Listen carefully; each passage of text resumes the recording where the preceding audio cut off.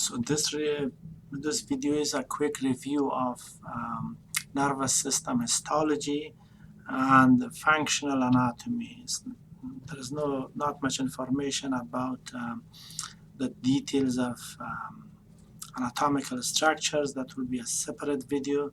This is mainly about the function of the nervous system and also a review of histology. So there are two different types of cell groups in the nervous system. One is called neurons.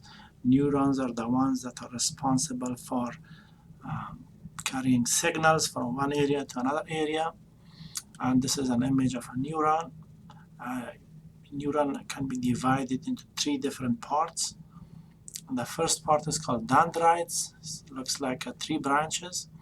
And they receive information. You see there is another neuron connected. So they receive information, and once they receive information, that generates depolarization. I will talk about depolarization in a few minutes. Then the cell body processes the information, and again depolarization takes place in the cell body, and then the signals are sent to this long extension, and this long extension is called axon, and this will cause an action potential. So there are some differences between depolarization and action potential. I will discuss that later. So then you have the synaptic terminal here in this area. These are collaterals and telodendria, and the synaptic terminals are here. And from there, neurotransmitters are released, and then you have a different type of cell here. It can be a neuron, it can be a muscle. And then if they have the receptors for that neurotransmitter, then again, this cell will have another depolarization. So the second type of cells in the nervous system is called neuroglia. There are two types, again, divided into two. There are four of them in the central nervous system. The central nervous system is made of brain and the spinal cord. And there's two of them in the peripheral nervous system. So the first one in the central nervous system is called astrocytes. And as you can see here, this has a lot of branches. And that makes the blood-brain barrier. So it wraps around the blood vessels and creates a protective layer. And so lots of chemicals from blood cannot enter the nervous tissue. Also, if there is any damage in the nervous tissue, it can repair it. The second type is called oligodendrocytes. So you can see this is the axon, the yellow area is the axon. And oligodendrocytes are these cells that wraps around the axons. So multiple oligodendrocytes are needed to wrap around just one axon, and this creates a myelination. Myelination is increasing the speed of transmission of signals. So if an axon is myelinated, it means that it can transmit information much faster. Usually somatic information, like from a skin and from a skeletal muscle, they can be sent faster to a brain, and those nerves are myelinated. Microglial cells are like macrophages. These are small, and they remove any kind of debris from damage. If any infection comes, they come and fight the infection and swallow the infection, destroy the infection. So it's a type of immune cell in the nervous tissue. And then you have the ependymal cells that are similar to simple cuboidal epithelium, and they have cilia. They're usually around the cavities in the central nervous system. So the cavities in brain is called ventricles. The cavities in the spinal cord is called central canal. Ventricles in brain and central canal in the spinal cord. So you have two different types of neuroglia in the peripheral nervous system. One is called the Schwann cells. The Schwann cells are similar to oligodendrocytes, and many of them are required to wrap around one axon, and again that will cause myelination. So the area that is covered by Schwann cell, that is called internode. So the myelinated area is called internode, and there is also spaces here that you can see, and these are called node of Ranvier. So in these areas, an axon can have an extension, or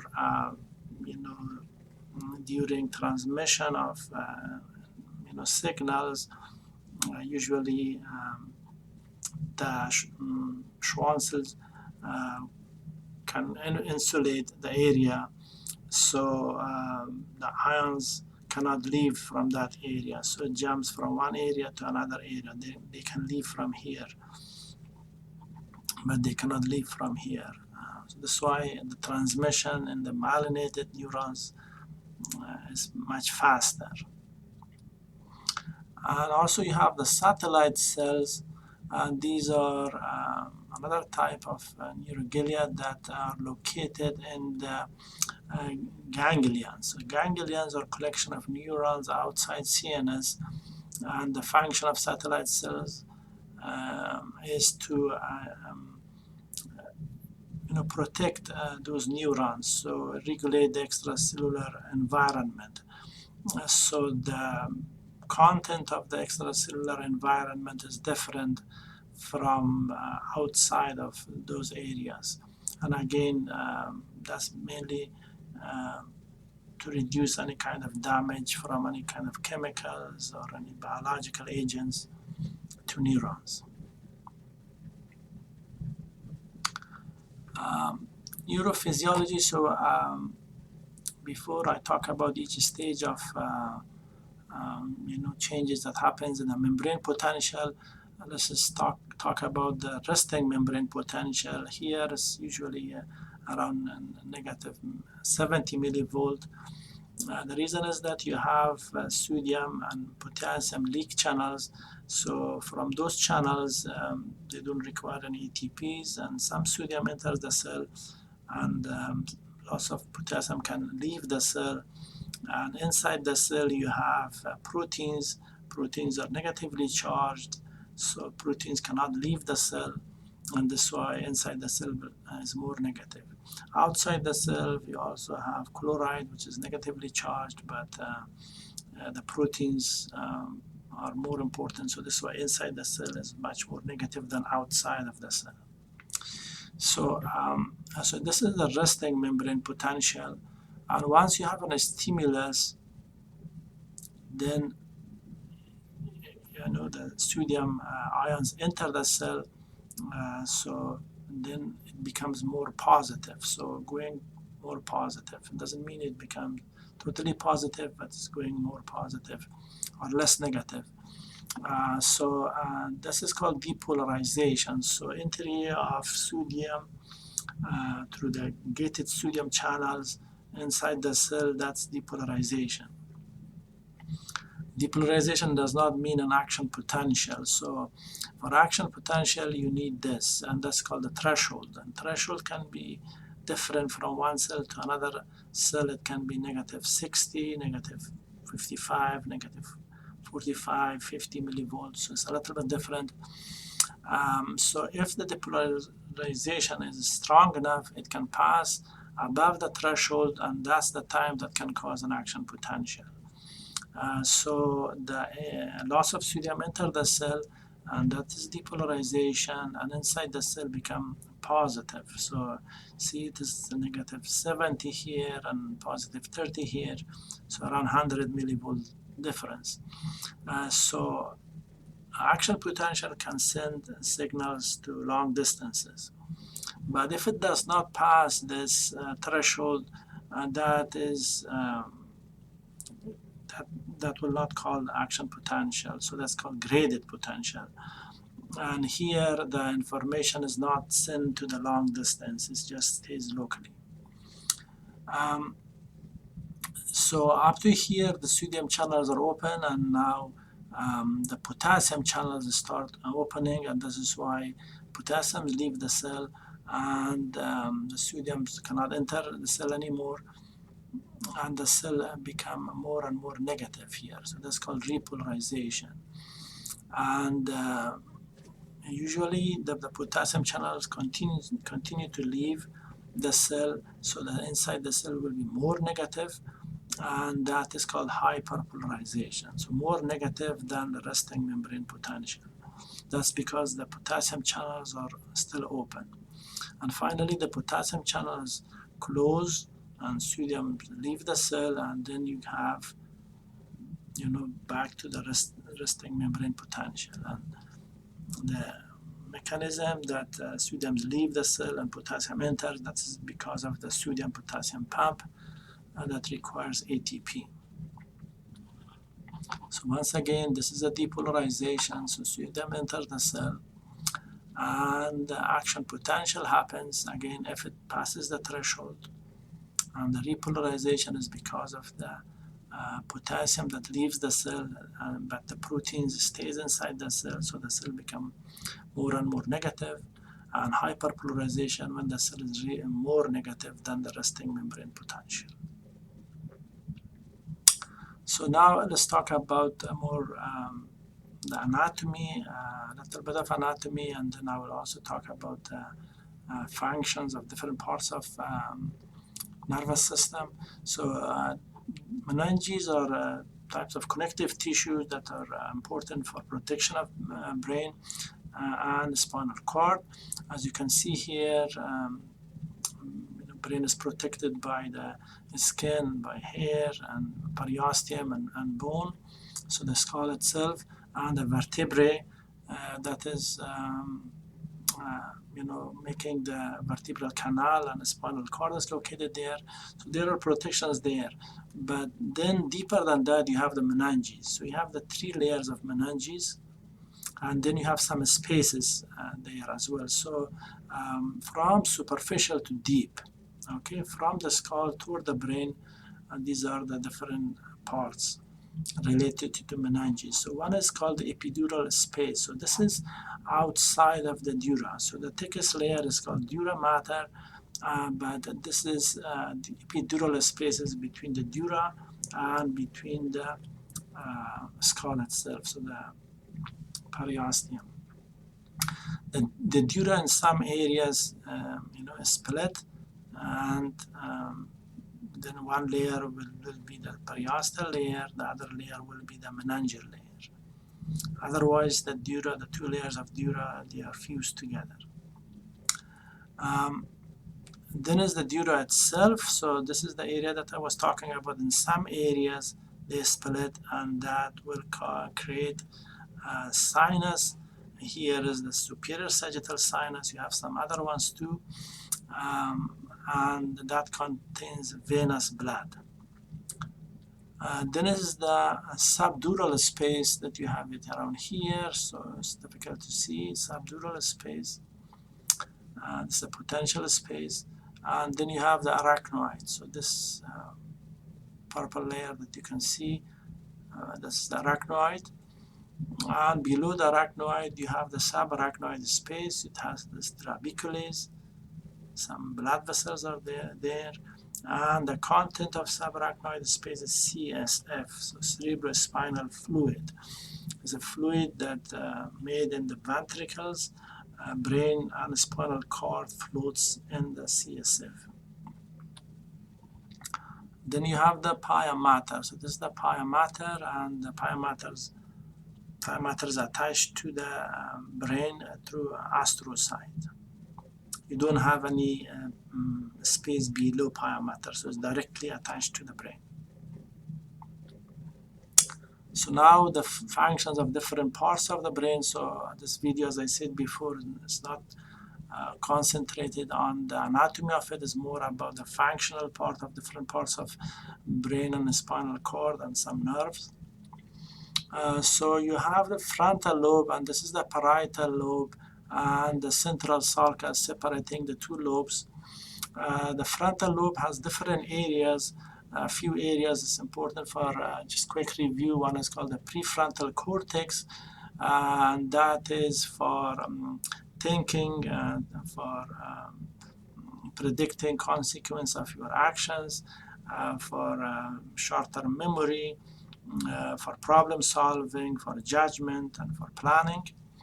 Also, your personality is related to the prefrontal cortex. There's also other parts of the brain that are affecting the personality. Another major important part is the motor area of the frontal lobe. And this is a gyrus here. The gyrus is a fold, and that is located anterior to the central sulcus. That is called the precentral gyrus. This area, and there's also some other areas in front of the precentral gyrus that is related to the motor activity. And the precentral gyrus is the one that is conscious motor activity take place, and signals are sent down through the different parts of brain and spinal cord, and finally to the skeletal muscles. Then you have the parietal lobe, and parietal lobe is located posterior to the central sulcus, and gyrus here in the parietal lobe is called postcentral gyrus. That is for conscious sensation, and the rest of the parietal lobe is also involved in the keeping or for formation and memorization of different types of sensory information. Then is the occipital lobe, and occipital lobe is located posteriorly, and that is responsible for processing visual information, and also has some areas that keeps the visual information so you can access it later on for recognition of different objects. The temporal lobe has different functions. One of them is for processing different type of sound or auditory information. It's also important for language and for memory, for sensation of sense of smell. So this is another function. Wernicke area is in this area. This is on the left side, and that is for comprehension of language, so written and spoken language, for understanding of written and spoken language. So it accesses information from the auditory center and from the visual center, then you can understand written and spoken language. And Broca's area is also on the left side, left cerebral hemisphere, and that is on the frontal lobe, and that is for vocalization. So when different muscles are involved, and the movement of vocal cord, the amount of air that is coming out of your lungs, movement of jaws and the tongue, all of them are part of vocalization. And the Broca's area is around this area on the left side of cerebral hemisphere. Now the limbic system is a little bit complicated because three different areas of brain is involved. One is the cerebral area, so this is the cingulate gyrus, and also you have some other areas in the temporal lobe like parahippocampal gyrus and dentate gyrus. These are the three areas for cerebrum that is involved in the limbic system. You also have the diencephalon, so thalamus and hypothalamus, and finally you have the reticular formation and brainstem. So these three different areas together that makes the limbic system. And the limbic system is important for memory, for emotion, and for reward. So this area is for the memory and for also partially for emotion. So hippocampus and amygdala is around this area. And then you have the thalamus. So thalamus is part of the encephalon. It receives most of sensory information with the exception of olfaction or sense of smell. It processes that sensory information and then sends it to cortex of brain. so you can become consciously aware of that sensation. It also receives proprioceptive information from cerebrum, and also connects to the basal nuclei, so it processes motor information as well. Hypothalamus has a lot of different functions, so it's important for temperature regulation or thermoregulation. It is an important center for hunger and thirst, so anytime you eat, there are centers in the hypothalamus that stop you from eating anymore. So for satiety, there is a thirst center, so anytime the blood volume is decreased, so the center is activated and releases a hormone that's important for absorption of water. And it also has autonomic functions that's affecting the visceral organs. Circadian rhythm is also part of hypothalamus, but also epithalamus. There is a center in epithalamus for circadian rhythm, and produces different hormones that affect. Those hormones affect the pituitary gland, anterior and posterior lobe. I have a different video for that, so you can watch that later if you want.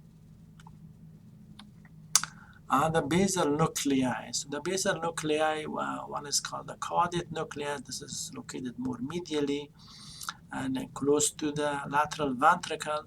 And then you have the lentiform nucleus. The lentiform nucleus is made of putamen and globus pallidus. And what is the function of the basal nuclei? This is for coordination of learned motor activities, things that you already learned. If something is new, that's the cortex of brain that is responsible for it. But for something that you already learned, like for example walking or driving, that's important.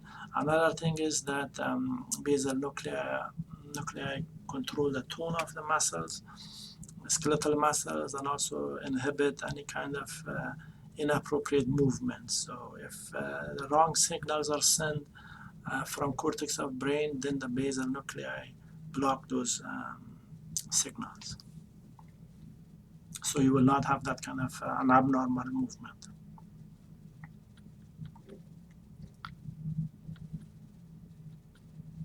So I discussed this, and the midbrain. So midbrain, pons, and medulla, all three of them are called a brainstem.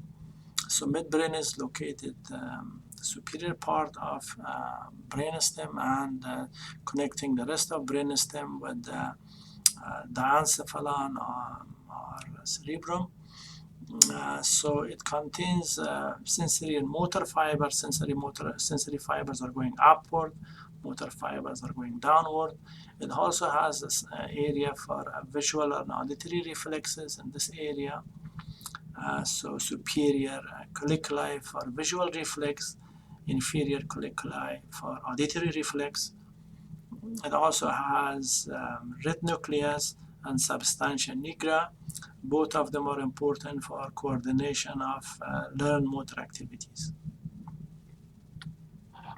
Pons is in the middle, so it's connecting medulla with midbrain. So again, it carries sensory and motor information. It also has autonomic function, which is the respiratory center. So the rate and depth of respiration is controlled in pons. Medulla, mostly subconscious, so it processes sensory and motor information that's coming from a spinal cord or going to a spinal cord.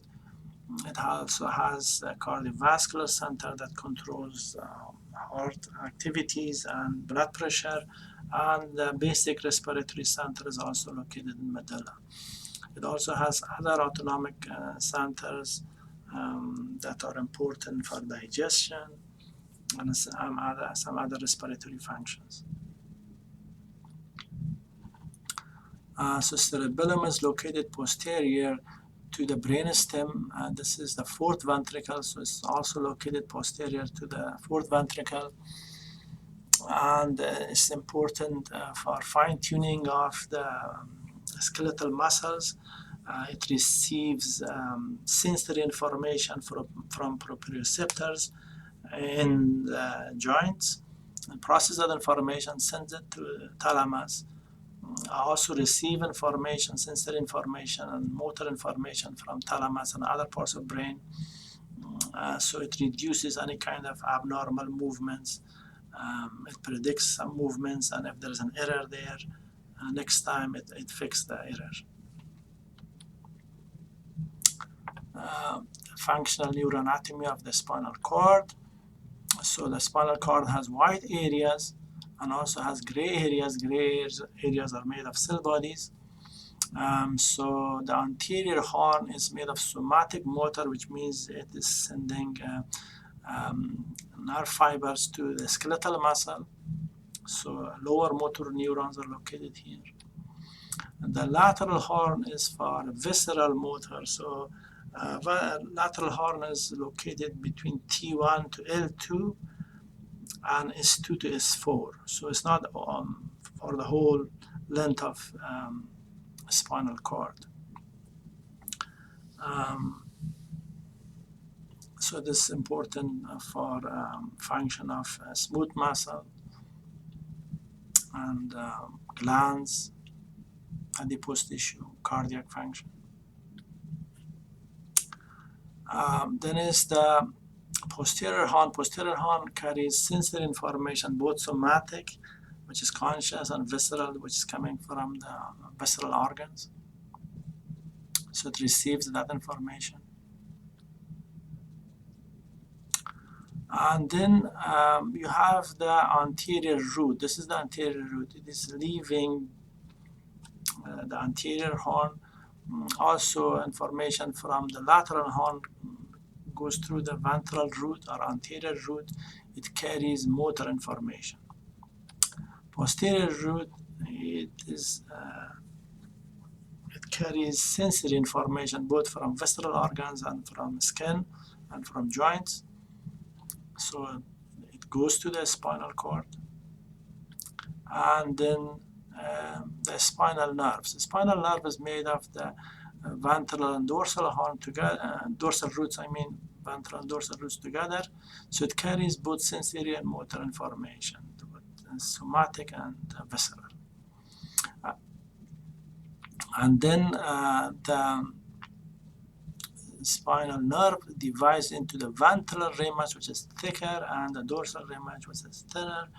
The ventral ramus goes to the body walls and limbs, and the dorsal ramus goes to the back. And carries sensory and motor fibers or information for the skin and also for the skeletal muscle.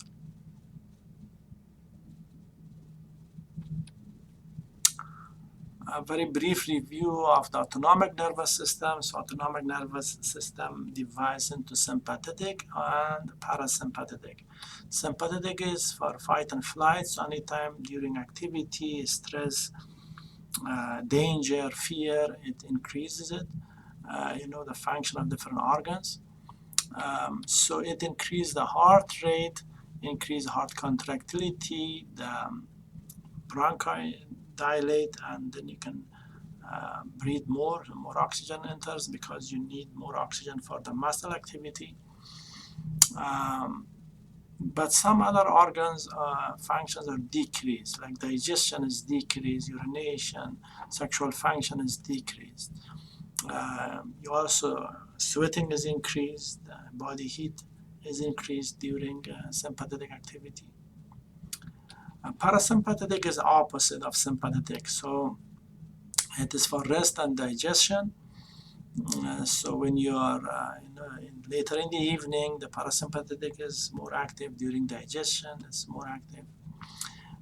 It decreases the heart rate and heart contractility. It reduces the size of bronchi. When you are resting, you don't need a lot of oxygen, so you don't need to breathe fast or have dilated airways. Glands are secreted more because it's part of the digestion. and also secretions in the intestine and the stomach, and also other organs. The pancreas secretions are increased. Also urination is increased, so part of parasympathetic, it allows urination. So this is a much bigger detailed mechanism, so I don't want to discuss that in much detail, but just for now, it helps with urination, and also it helps with sexual function. But both sympathetic and parasympathetic activities are involved in the normal sexual activity. Of the general sensory, the couple of tests that I want to discuss, general sensory is usually somatic, so it is mainly from the skin and also from the joints, and it is related to light touch, deep touch or pressure, also vibration and proprioception from joints. Depends, in some areas of the skin you have more neurons, those areas are more sensitive. In those areas it will be a bigger part of cortex of the brain is dedicated to those areas, as you can see here. So the hand, for example, and the face, they have a lot of neurons, so they are more sensitive. This is why a bigger part of cortex of brain is dedicated to those areas. Other parts of the body, less part of the cortex of brain is dedicated to that, which is the parietal lobe, the postcentral gyrus. So error of localization. So what happens here that if you ask a patient to close his eyes and you touch different parts of the body, then the patient can touch that area, and you want to see how close the patient can actually touch that area. So the area that have a lot of nerve endings like hands and face, the person can detect closer to the area that was touched. So the error of localization is very low. And if the area has less nerves, then the person cannot detect it clearly. For example, as you go from the hands toward the wrist and the arms and the rest of the body, it has less neurons, and that's why the error of localization increase. So for the purpose of this video, so the hands and the face have the lowest error of localization and the highest number of sensory neurons, and the thigh or the back, they have the lowest number of neurons but the highest error of localization. So you make more errors in those areas because you have less sensory neurons. Another test is called two-point discrimination. So again, the patient should close his eyes or her eyes, and then you touch different part of the skin with the two stimuli at the same time. So usually you can use a paper clip, for example. The area that contain a lot of sensory neurons, they can detect a small, size difference. But and the patient can detect that it's 2 point. Actually, there is 2 stimulus. But as you go toward the torso, then the patient cannot detect the 2 stimuli, and the patient can think that's only 1 stimulus. So you have to increase the size, or the distance, I should say, the distance of the 2 stimuli. For example, in the fingers, you can detect 2 or 3 millimeter stimuli that are far apart from each other. But when it goes to the chest, for example, or the back, maybe 2 or 3 centimeters apart, and then the patient is able to detect that there are 2 stimuli. If they are closer, the patient will not be able to detect there are 2 stimuli. They think it's 1 stimulus. And now a quick review of the cranial nerves. So cranial nerve 1, this is the olfactory Cranial nerve 1 is the olfactory nerve, and I don't have actually the olfactory nerve here. This is the olfactory bulb, and this is the olfactory tract, but this is a continuation of that nerve. So that is for sense of smell. This is the only nerve that connects directly to the cortex of brain. All other nerves, sensory nerves, are going through thalamus. The second one is called the optic nerve, that's for vision. And the third one is called oculomotor, which is for the eye movements. And I have a different video for that, so you can watch that. And the fourth cranial nerve, which is the trochlear, and this is the only one that is coming from the back of the brainstem, so that's again for the eye movements. Trigeminal is a big nerve. It has 3 different branches. It has sensory and it has motor, so it's a mixed nerve. So for sensory, it is for sensation of the face, and for motor is the muscles of mastication or muscle of chewing. And then is cranial nerve 6, which is abducens, and this is for eye movements again. So cranial nerve 3, 4, 6, they are for eye movements, and cranial nerve 2 is just for vision. Okay, so this is sensory. And cranial nerve 5 is a mixed nerve for both sensory and motor. Cranial nerve 7 is facial, and this is for both sensory and motor. For the motor is the muscles of facial expression, and for the taste of the anterior 2/3 of the tongue. So it's a special sense. Also, cranial nerve 7 supply the glands in the face. So with the exception of the parotid gland, it supplies other glands. So that's also a motor, a visceral motor function. Cranial nerve 8, which is vestibulocochlear, and this is a special sense, and it has 2 functions.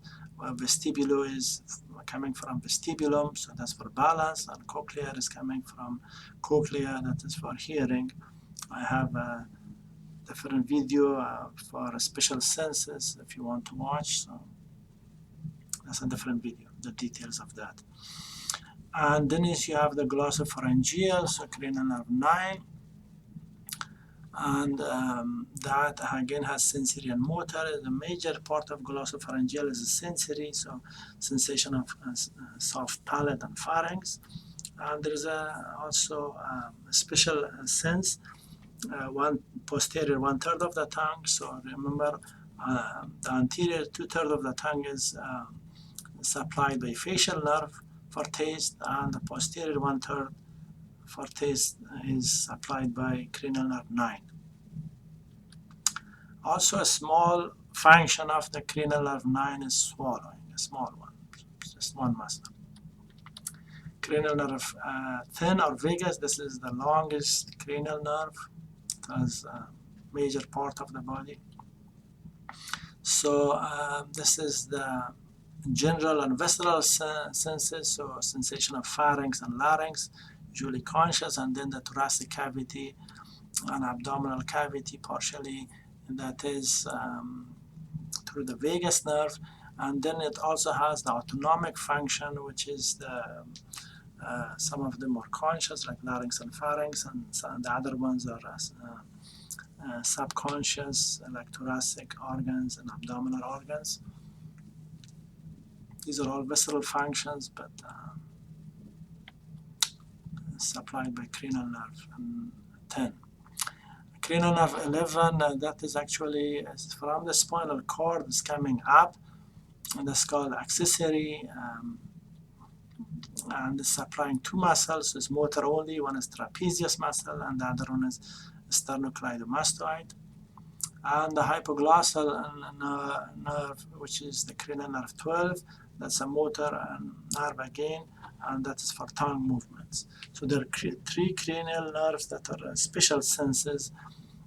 That is cranial nerve 1, 2, and cranial nerve 8.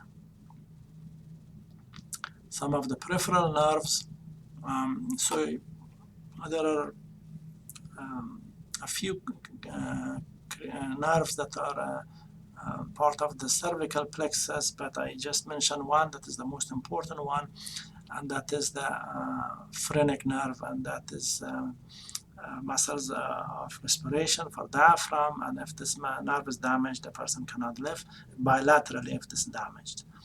There are some other nerves that are supplying the muscles of the neck and the back of the neck or the posterior part of the ear, but this is the most important nerve for a quick review to know. Then is the brachial plexus, and I just mentioned a few major ones. So one is the axillary nerve, and that is for deltoid and teres minor. Musculocutaneous nerve, which is this one, and that has the skin of the outer part of the forearm, and also for some muscles that can cause flexion of the elbow, like biceps brachii and brachialis and brachioradialis. And the radial nerve, so this is actually a image that I drew it myself. So I drew it in a different way because this is going in the back of the humerus bone. So this is located posteriorly, so I drew it differently. And that is supplying the sensation of the upper limb and also the extensors of the upper limb. So the muscles that can cause extension of the elbow and wrist and the fingers are located on the posterior part of the upper limb, and also the sensation of the major part of the upper limb is supplied by radial nerve. The median nerve is located anteriorly, and is mainly supplying the muscles of the hand and the skin of the hand, and also the flexors. Some of the flexors in the wrist and the hands are supplied by the median nerve. Ulnar nerve located more medially, so again a couple of muscles in the forearm, and there is also some flexors here, and also the sensation of 1.5 fingers medially.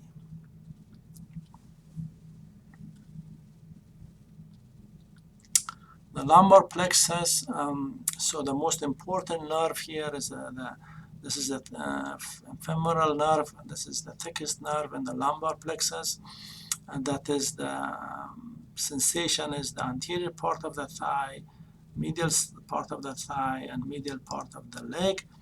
And for the motor, it is the quadriceps muscle. So rectus femoris and vastus medialis, vastus intermedius, and vastus lateralis muscles. All those are the quadriceps muscles. Obturator nerve, so this is more medially located, and that is the sensation of upper medial part of the thigh, and also for adductor muscles. Iliohypogastric and ilioinguinal, and these muscles are located around here. I didn't draw it, so it's around here, and that is supplying transversus abdominis and internal oblique. Transversus abdominis for compression of the abdomen, internal oblique is for flexion of the abdomen, and also the skin of the inguinal area is around this area, and also around this area. So it's two different areas it's supplying, this area and this area. The sacral plexus, so this is the posterior view, and this is the sciatic nerve. This is the biggest nerve in the body. It divides into two parts. One is the common fibular, and the other one is the tibial nerve, and they are supplying the muscles of the leg, and also the muscles of the foot, and the skin of the leg, and the skin of the foot. So the lateral one is this is the fibular one, So that's supplying the muscles. If you want to know a little bit more detail, the muscles of anterior and lateral leg, and the dorsal foot, and the tibial one is the one that's supplying the muscles in the posterior leg. So the muscles of the posterior leg causing the knee flexion. The muscles in the anterior leg, that is caused dorsiflexion. And also the muscles and the posterior leg, it will cause plantar flexion, so the leg is moving downward. There is a pudendal nerve, and that is supplying the skin of the genitalia and also the pelvic floor muscles. And the gluteal muscle nerves that's around here, I didn't draw them, and these are supplying the gluteal muscle. So this is gluteal superior and gluteal inferior nerves, and they're supplying the four gluteal muscle group.